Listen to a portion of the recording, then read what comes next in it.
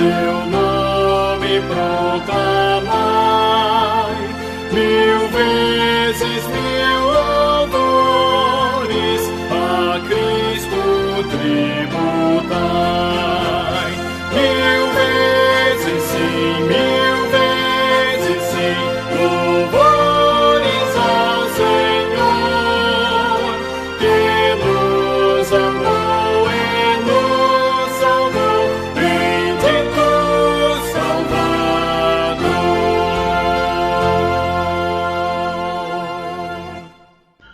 Queridos, vamos dar início ao estudo da nossa lição de hoje, da Escola Bíblica Dominical.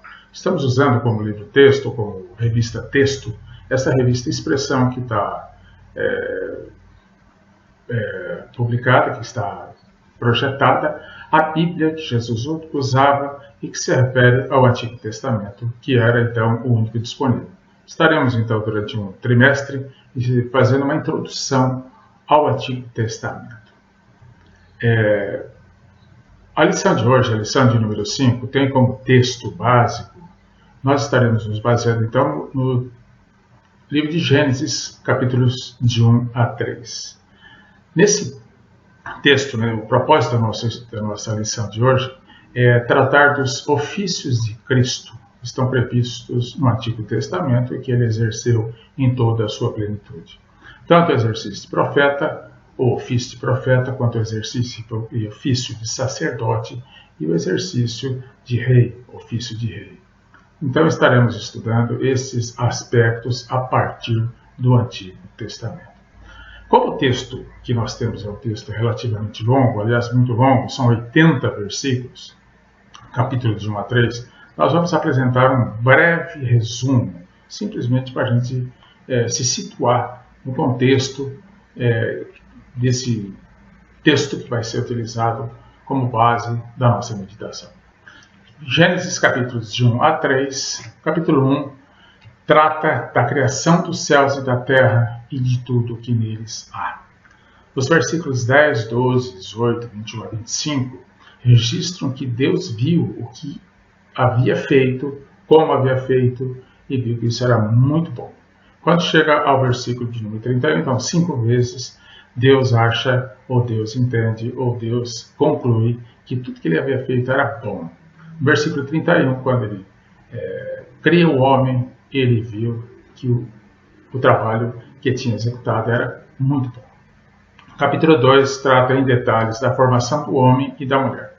Versículo 16 já relata que Deus deu uma ordem, antes mesmo da queda ao pecado, aliás, foi por causa dessa ordem que foi descumprida, que houve a queda em pecado. E o Senhor disse, versículo 16, Deus lhe deu esta ordem, de toda a árvore do jardim comerás livremente, mas da árvore do conhecimento do bem e do mal não comerás, porque no dia em que dela comeres, certamente morrerás. Disse mais o Senhor Deus, versículo 18, não é bom que o homem esteja só. Aqui Deus se preocupou com o homem e lhe deu uma auxiliadora, que ele fosse idônea, a mulher. Então, capítulo 2 trata da formação do homem e da mulher. Capítulo 3 já trata da queda do homem. Mas a serpente, como sempre há um mas, a serpente entrou com uma ideia totalmente contrária à ordem de Deus, e a mulher caiu, ela deu da árvore que Deus tinha proibido que se comesse o fruto, o homem também comeu, e entrou o pecado da desobediência, o pecado do ser humano. Deus, então, versículo 15, registra, porém, inimizade entre ti e a mulher. Ele está falando com a serpente, entre a tua descendência e o seu descendente. Descendente da serpente seria Satanás, e do seu descendente da mulher. Este te ferirá a cabeça e tu lhe ferirás o calcanhar. Na teologia, isso é conhecido como proto-evangelho. É daqui que nasce, então, a providência divina para que o pecado fosse tratado por Deus, para que o homem não se perdesse totalmente para toda a eternidade. Agora Deus fala à mulher, multiplicarei sobremodo os sofrimentos da tua gravidez. Em meio de dores darás à luz filhos. o teu desejo será para o teu marido e ele te governará. Consequência do pecado para a mulher, segundo o registro de Gênesis. Adão disse, então Deus falou com a serpente, Deus falou com a mulher, e agora Deus fala com Adão. Visto que atendeste à voz de tua mulher e comeste da árvore que eu te ordenara não comesses, maldita é a terra por tua causa. Em fadigas obterás dela o sustento durante os dias da tua vida. Deus então falou à serpente, Deus falou à mulher e Deus falou a Adão. O que Deus disse à serpente passou a ser uma promessa para a redenção do ser humano. O ser humano perdido no pecado, pecado original, pecado cometido pelos nossos primeiros pais, haveria de ser salvo apenas pela obra e tão somente pela obra de Cristo. Nós estaremos estudando então o papel de Cristo, o ofício de Cristo como profeta, sacerdote e rei, como providência necessária para que o homem pudesse encontrar salvação em Cristo. Isso foi providência de Deus e está registrado já no versículo de número 15 do capítulo de número 3 do livro de Gênesis. Estaremos então estudando Jesus, profeta, sacerdote e rei, com o subtítulo do título da lição, que são os ofícios do Antigo Testamento e Jesus Cristo. Esses três ofícios que se cumpriram em Cristo. Como introdução, gostaria de lembrar que sacerdotes, reis e profetas são figuras muito comuns no Antigo Testamento e nos levam a compreender que Deus tem propósito em todos esses eventos, em todos esses acontecimentos. Nada na Bíblia é em vão. Então Deus tem um propósito em cada um dos relatos. Os propósitos são sempre para atender aquilo que Deus haveria de fazer para toda a criação e para o ser humano em especial. Teremos como objetivo desta lição de hoje, que nós estaremos estudando, conduzir-nos a uma leitura diferenciada do Antigo Testamento, sob a perspectiva de que essas figuras dos profetas, dos reis e dos sacerdotes apontam para Jesus, seu ofício, seu ministério e sua obra.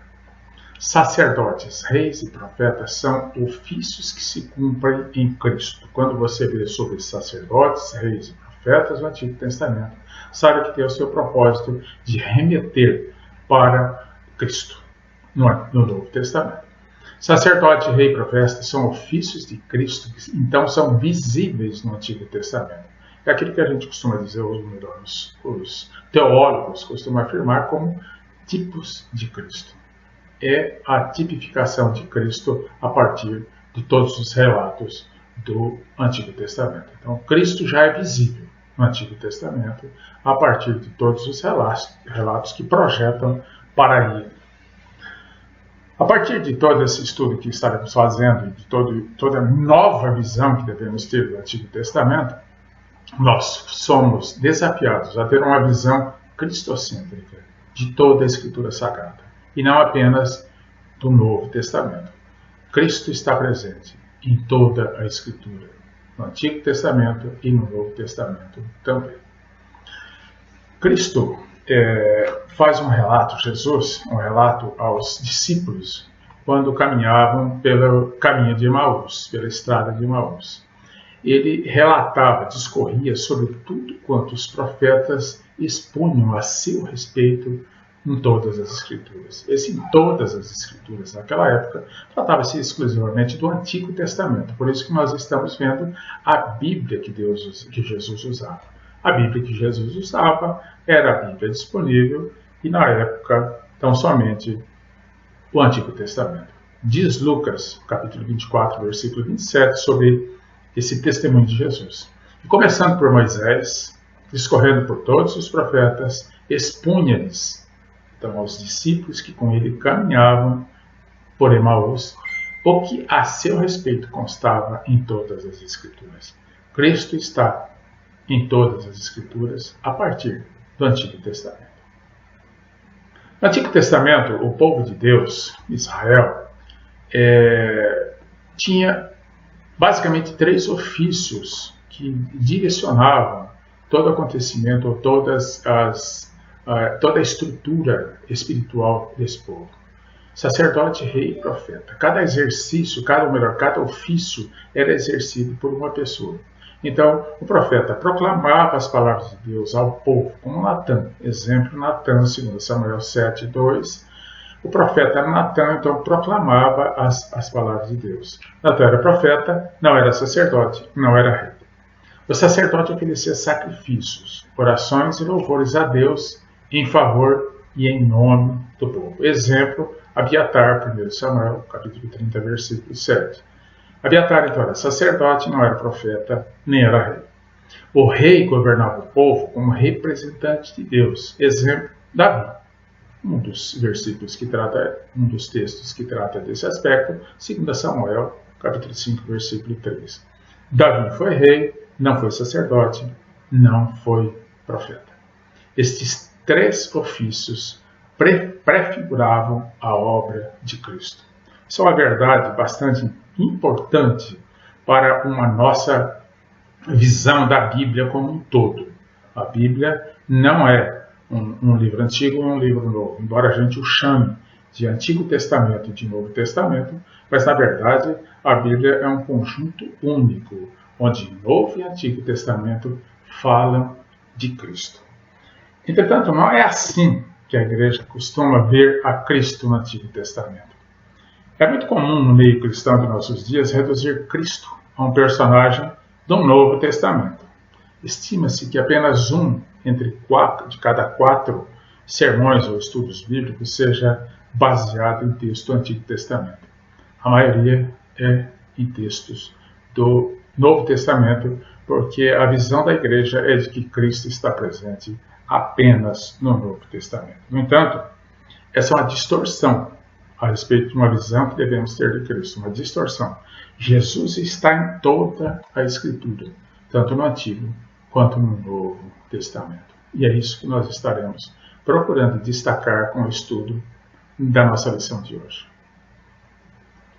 Essa visão distorcida da obra de Cristo. 2 autores cristãos muito conhecidos relataram a preocupação com o que a igreja anda fazendo com o estudo a respeito de Cristo.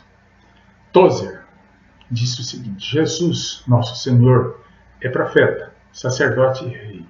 O conceito não é novo, mas muitos pregadores jamais falaram sobre isso.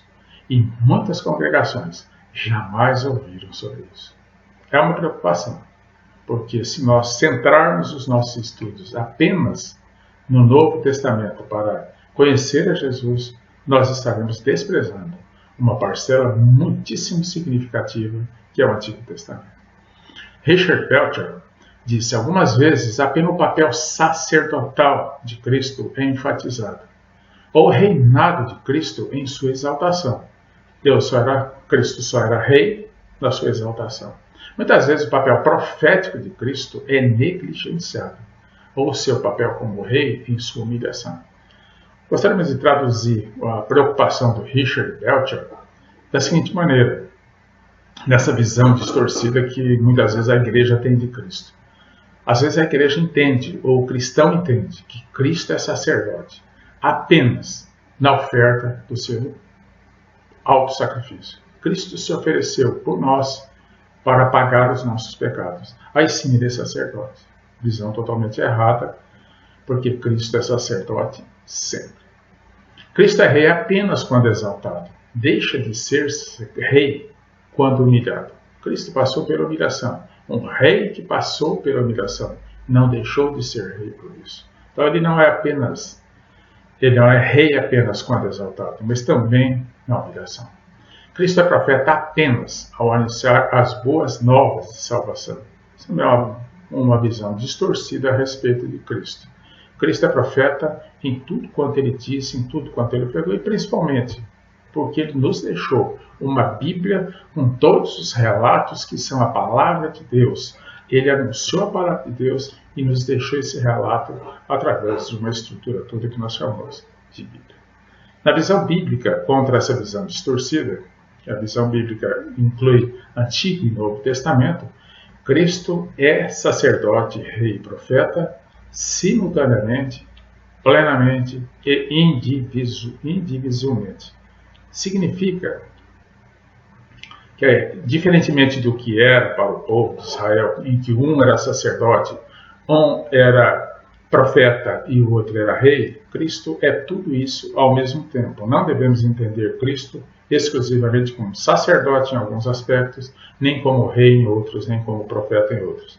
Cristo é, sempre foi e sempre será sacerdote, profeta e rei em todo o tempo, plenamente, sem qualquer possibilidade de divisão. Langston disse que, como profeta, Jesus revelou da maneira mais completa a vontade de Deus. Enquanto profeta, agora como sacerdote, mas não deixou de ser profeta, ele fez o sacrifício perfeito para a expiação do pecado. E como rei, sem deixar de ser profeta, sem deixar de ser sacerdote, como rei estabeleceu o seu reino eterno, que governa durante todo o tempo, pela eternidade toda, soberanamente, sobre toda a criação e coração dos homens.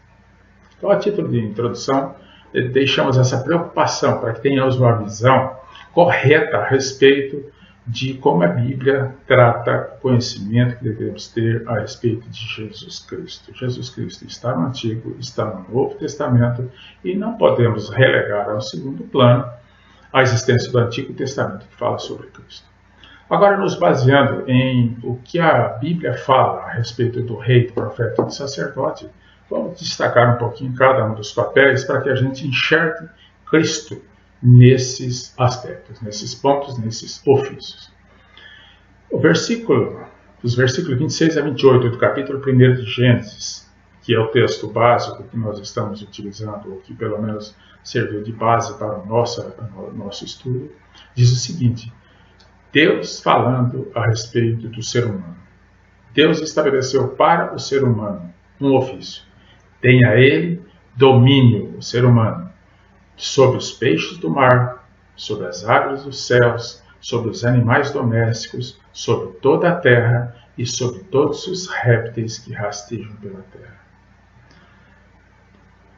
Vimos que por 5 vezes Deus qualificou de bom tudo quanto ele havia feito. Na 6ª vez, ele classificou como muito bom o fato de ter criado o homem. E ao criar o homem e qualificar como muito bom o resultado, ele deu ao homem, ele imprimiu no homem alguma característica sua. Não somos divinos, mas fomos criados à imagem e semelhança de Deus. E ele conferiu um papel especial ao homem, de governar sobre toda a criação. Isso se assemelha, ou é um protótipo do que seria um rei. Ele passou a ter um reinado sobre a criação. Então, o começo do papel de um rei, que a Bíblia já esclarece desde o princípio, é essa missão, ou essa comissão que Deus deu a Adão, para que ele comandasse, governasse à semelhança de um rei toda a criação. Então, é bom que a gente esclareça bem que tipo de reinado é esse de Adão sobre a criação. E nós vamos dividir em 3 aspectos bastante importantes, que estão a partir do texto que a gente leu. O primeiro desses aspectos do reinado de Adão sobre a criação é que Adão foi encarregado de dar nome aos animais. Deus encarregou Adão de atribuir nomes. E atribuir nomes na Bíblia significa exercer autoridade. Então Deus deu a Adão a autoridade sobre a criação. Deus disse também: tenha ele domínio, versículo 26, enchei a terra, sujeitai-a, dominai, versículo 28. Isso significa subjugar a criação.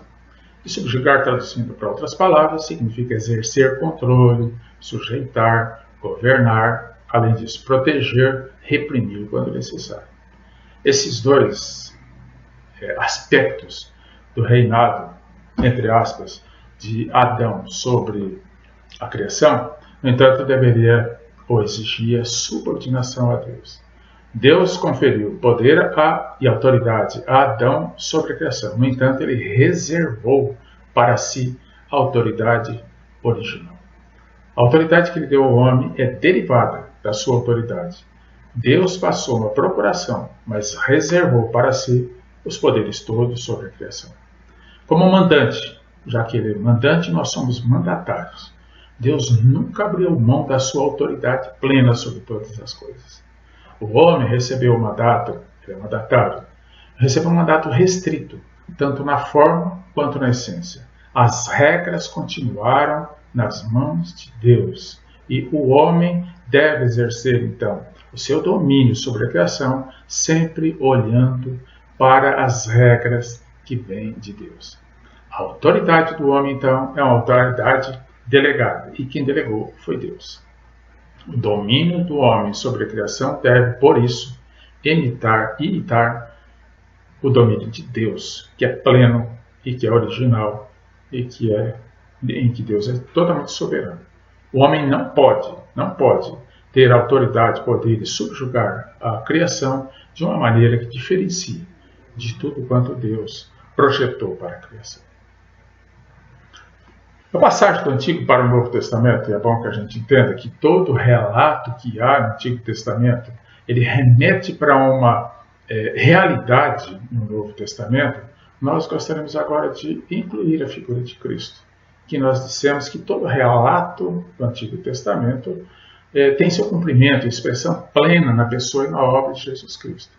Então, quando o homem recebeu esse mandato de Deus, isso já prefigurava o reinado de Cristo sobre todos. E Jesus Cristo, então, dessa passagem do Antigo para o Novo, ele é o elo entre os dois testamentos. Toda vez que nós dissermos o que veio do Antigo e que se reflete, o que se cumpre no Novo, Jesus Cristo está presente. Como rei, nós estamos falando aí, o papel de um rei, Jesus demonstrou autoridade e poder. Então, aquilo que nós vimos a respeito de um reinado, ou do papel, das características de um rei no Antigo Testamento, como fica em relação a Cristo? Jesus demonstrou autoridade e poder para criar. Por exemplo, tu, soberano Senhor, que fizeste o céu, a terra e o mar, e tudo que neles há, que está registrado em Atos, capítulo 4 a 24, refere-se a Cristo. Ele recebeu também autoridade e poder para restaurar a criação afetada pelo pecado. Ele, que é o resplendor, ele, Cristo, o resplendor da glória, a expressão exata do seu ser, sustentando todas as coisas pela palavra do seu poder, depois de ter feito a purificação dos pecados, assentou-se à direita da majestade nas alturas. Hebreus 1, versículo 3. Ainda como rei, Jesus demonstrou autoridade e poder para dominar sobre tudo e sobre todos. Hebreus 2,8. Todas as coisas sujeitasse debaixo dos seus pés, dos pés de Cristo. Ora, desde que lhe sujeitou todas as coisas, nada deixou fora do seu domínio. Acredito que, baseado neste versículo e no contexto bíblico como um todo, Abraham Kuyper pronunciar essa expressão que eu achei bastante condizente com a realidade que nós estamos estudando agora. Não há um único centímetro quadrado em todos os domínios da nossa existência, sobre os quais Cristo, que é soberano sobre tudo, não clama. É meu. Esta é a soberania, a supremacia de Cristo sobre tudo e sobre todos. Cristo ainda demonstrou autoridade e poder para governar em nossos corações. Zacarias 9, versículo 9, capítulo 9, versículo 9, alegra-te muito, ó filho de Sião. Aqui ele fala do povo de Israel, mas ele está falando, nós podemos entender como a igreja. Exulta, ó filha de Jerusalém. Eis aí te vem o teu rei, justo e salvador, humilde, montado em jumento, um jumentinho, cria de jumento. Esse é um texto bíblico que remete a Cristo. Este rei justo e salvador, humilde, montado em jumento, um jumentinho, cria de jumenta, é exatamente a história de Cristo. Ele veio para governar os nossos corações também. Ainda Atos, capítulo 10, versículo 36. Esta é a palavra de Deus, que Deus enviou aos filhos de Israel, anunciando-lhes o evangelho da paz por meio de Jesus Cristo. Este é o Senhor de todos. Cristo é o Rei e Senhor de todos. João Calvino disse a respeito da igreja: não importa quantos inimigos fortes planejem destruir a igreja, eles não têm poder suficiente para prevalecer contra o imutável decreto de lei pelo qual ele designou seu Filho como Rei eterno.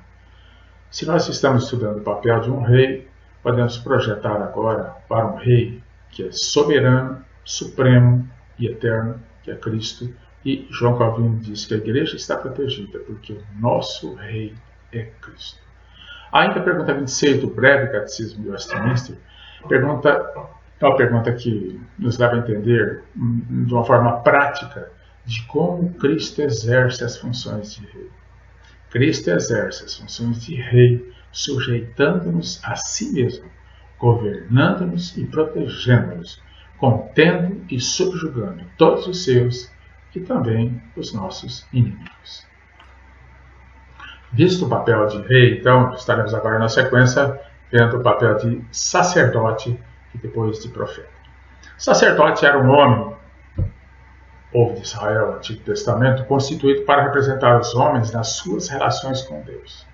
Para isso, ele apresentava as ofertas a Deus e oferecia sacrifícios pelos pecados, tanto do povo como pelos seus próprios pecados. O sacerdote tinha de ter uma eleição especial de Deus. Não é qualquer pessoa que poderia ser sacerdote. Ninguém, pois, Hebreus 5, versículo 4 diz, ninguém, pois, toma esta honra para si mesmo, senão quando chamado por Deus, como aconteceu com Arão. Arão era sacerdote porque Deus o constituiu sacerdote.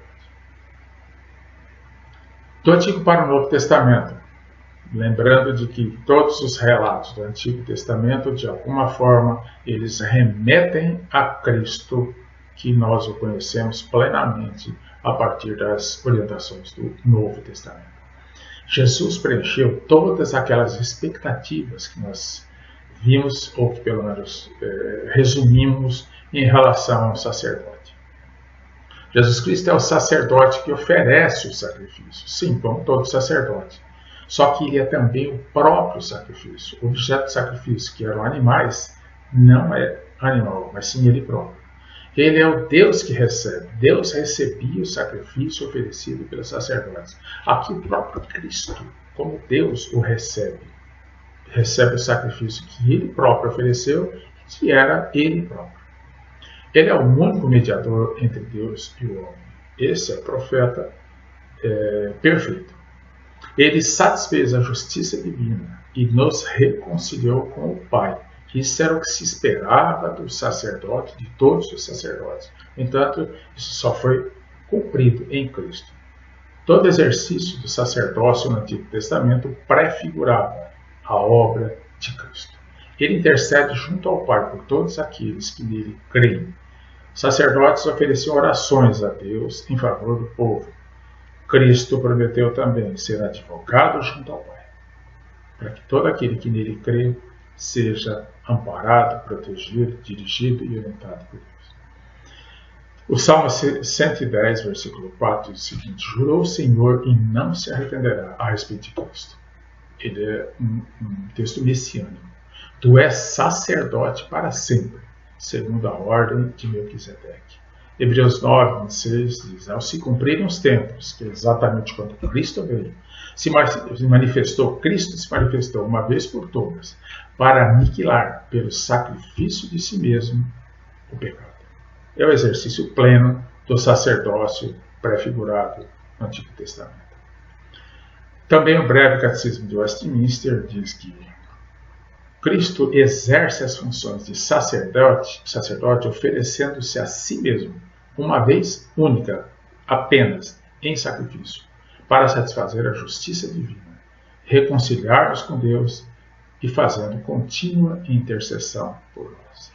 A respeito de Cristo e do aspecto ou do papel de sacerdote pleno, perfeito de Cristo, Apocalipse relata capítulo 5, versículo 6, capítulo 1, versículo 5, capítulo 5, versículo 9, é o seguinte: Jesus é o Cordeiro que foi morto, o Cordeiro oferecido em sacrifício, que por meio do seu sangue liberta, e também por meio do seu sangue compra para Deus gente de toda a tribo, língua, povo e nação. Cristo, o sacerdote perfeito. Jesus preencheu então todas as expectativas, Jesus se constituiu o sacerdote perfeito. Para o papel de profeta, por fim, para podermos estudar os três ofícios de Cristo que se reúnem, aquilo que existia no povo de Israel, as três figuras, os três ofícios principais que se concretizam e se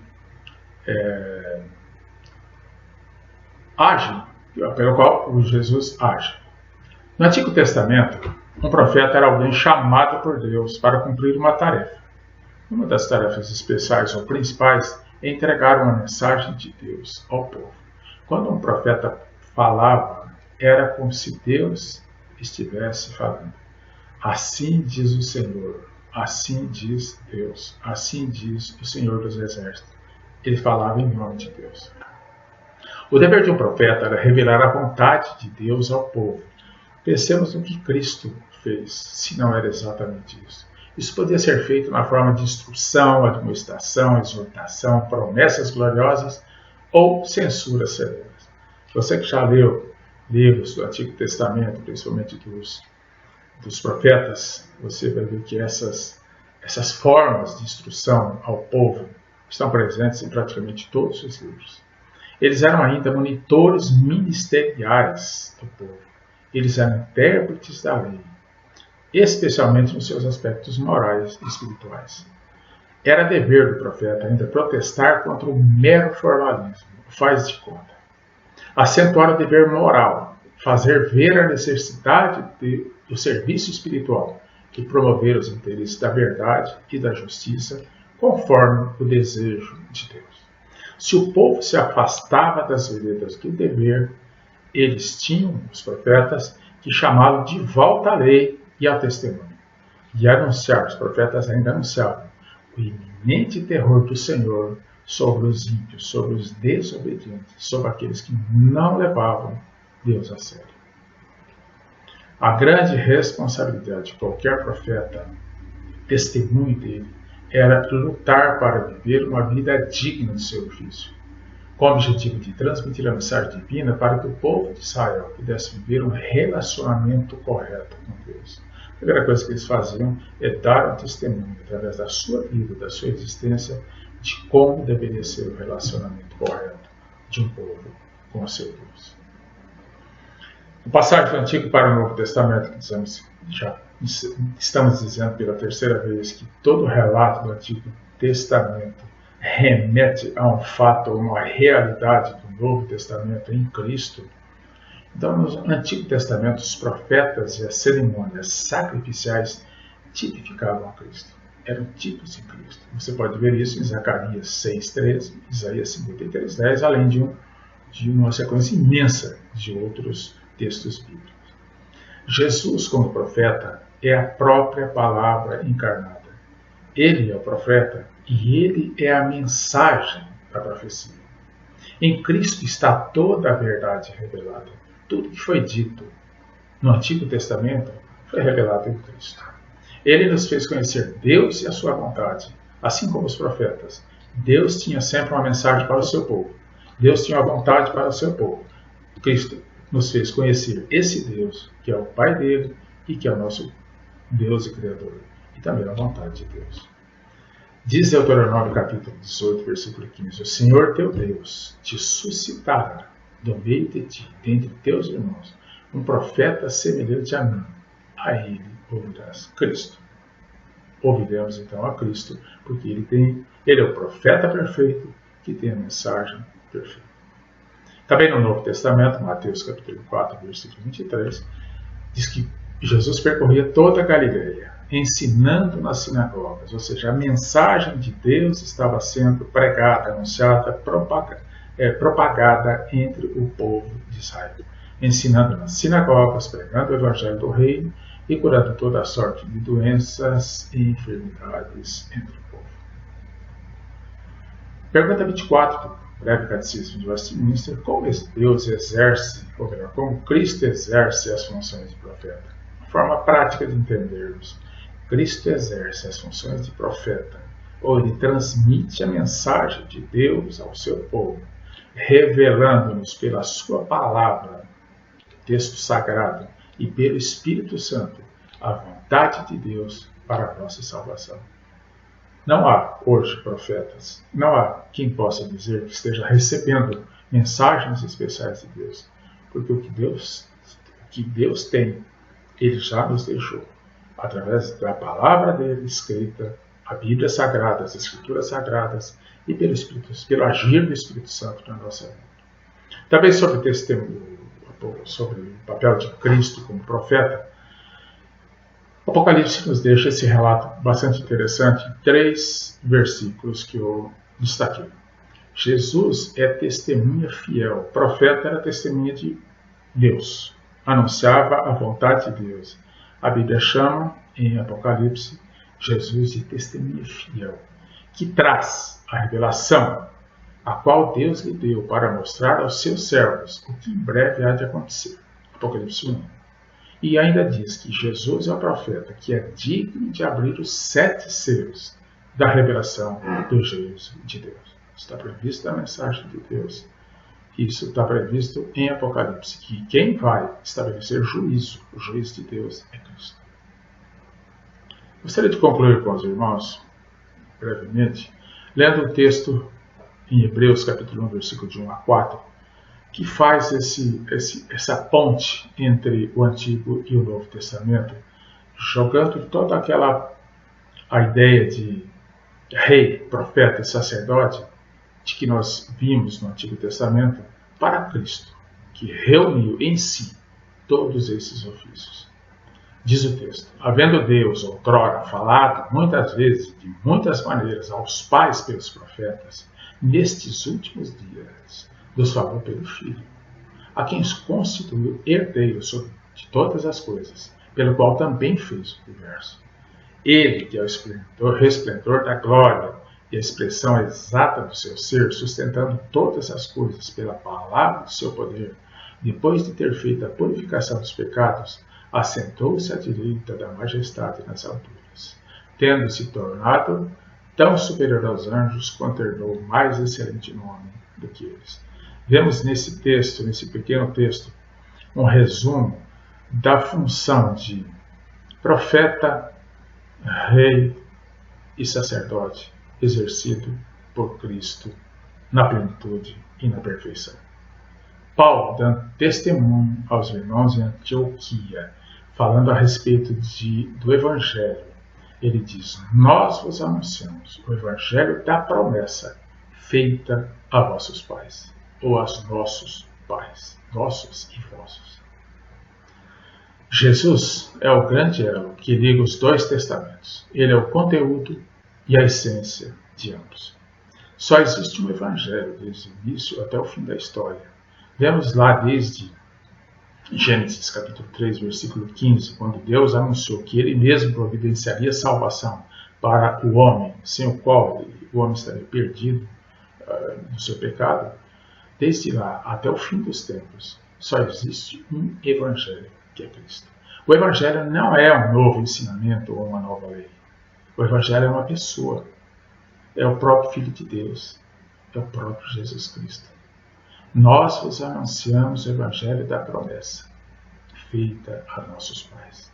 Deus prometeu não uma lei, não um novo ensinamento, mas Deus prometeu Cristo. E Cristo é o Evangelho, e Cristo é a salvação. Este é o Evangelho do Reino, o Evangelho da paz, o Evangelho da promessa, o Evangelho da nossa salvação. Cristo, nosso Rei, nosso sacerdote e nosso profeta. Que Deus nos abençoe a todos. Desejo a você um bom domingo e que essa palavra possa ter sido esclarecedora a respeito do papel de Cristo, desde a criação do mundo até o final dos tempos. Que Deus nos abençoe a todos.